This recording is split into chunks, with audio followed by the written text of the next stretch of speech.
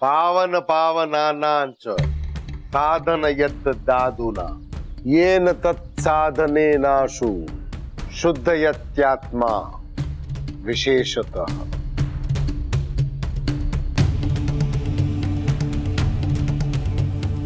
शिव प्राप्ति।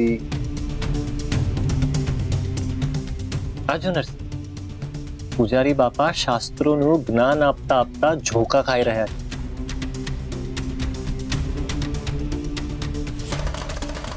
જગતના ભક્તોને મુકામે પહોંચાડનારો જો માર્ગમાં પોઢી જાય તો એની પાસેથી શાસ્ત્રોના પાઠ કેવી રીતે ભણવાના?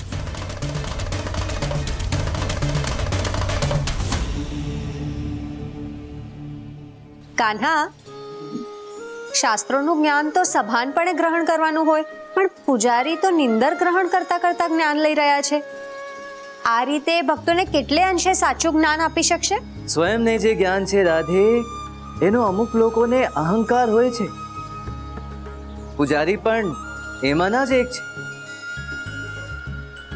ભલે તમને હજારો મંત્ર કે હજારો શ્લોક આવડતા હોય, પણ જો તમે અહંકારનું આવરણ ચઢાવ્યું હોય તો એ અહંકાર તમને અધોગતિ તરફ લઈ જાય। એટલે જેમાં તમારી અરુચિ હોય એ કામ કરવાનો કોઈ અર્થ જ નથી।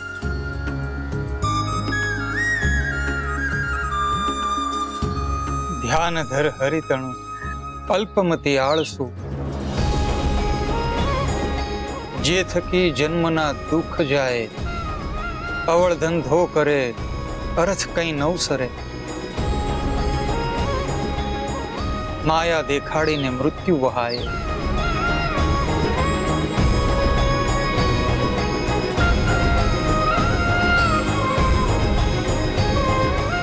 હવે અર્થ સમજાવો। જ્ઞાન કરતા ધ્યાન શ્રેષ્ઠ છે। આપણે શાસ્ત્રોનું અધ્યયન ન કરી શકીએ તો પણ કઈ વાંધો નહીં, માત્ર હરિનું ધ્યાન ધરીએ તો પણ ચાલશે। હરિનું ધ્યાન ધરવાથી મનમાંથી રાગ, દ્વેષ, ઈર્ષ્યા વગેરે દૂર થાય છે।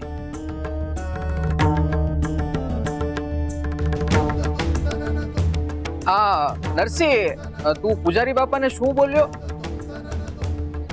મને બરાબર સંભળાયું નહીં, જરા ફરી બોલતો। ધ્યાન ધર હરિતણું અલ્પમતી આળસુ, જે થકી જન્મના દુઃખ જાય। અચ્છા, આનો અર્થ એવો થયો કે પૂજારી બાપા અલ્પમતી અને આળસુ છે, એમ? नरसिंह,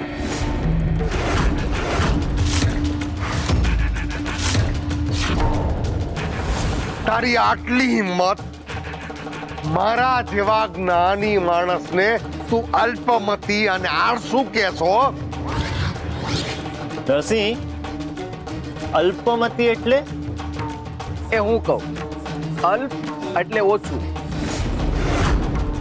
અને મતિ એટલે બુદ્ધિ। જે વ્યક્તિમાં ઓછી બુદ્ધિ હોય એને અલ્પમતી કહેવાય। અચ્છા એમ? હા, બોલ, હું અલ્પમતી છું, બોલ।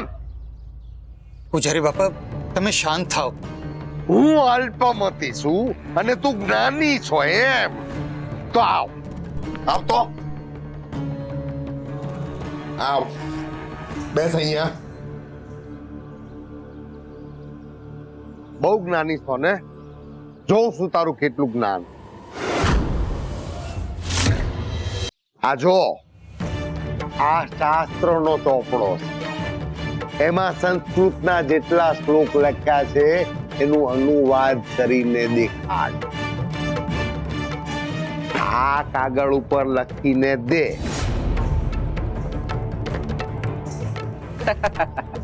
પૂજારી બાપા, આ નરસિંહ નિશાળે માંડ માંડ આવતો હતો, આટલા અઘરા સંસ્કૃતના શ્લોકનો અનુવાદ કેવી રીતે કરશે?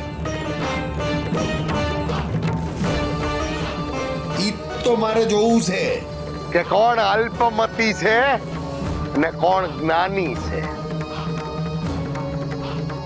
હું શાસ્ત્રોનું જ્ઞાન ધરાવનાર આ મંદિરનો પૂજારી જ્ઞાની છું કે આ નરસિંહ જેવો તુચ્છ જ્ઞાની છે જે 8 વર્ષે તો બોલતો થયો તો. નરસિંહ, એટલું બધું ઘમંડ ના કરાય. આટલા બધા અઘરા શ્લોકનો અનુવાદ તું કેવી રીતે કરીશ? ભાઈએ જે ઉદ્ભવશે એ લખીશ. જ્યાં સુધી આ શ્લોકના અનુવાદ પૂરા ન થાય ત્યાં સુધી તારે અહીંયાથી હલવાનું નથી, સમજો?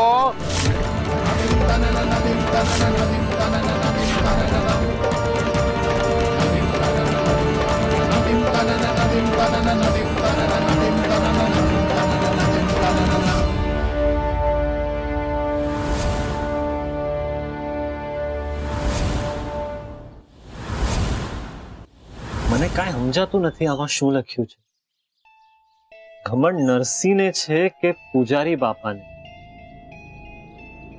તને પીડા આપવામાં આ લોકોને શું આનંદ આવતો હશે? પીડા તો પરમને પામવાનો માર્ગ છે નટુ કાકા. રાધે શ્યામ.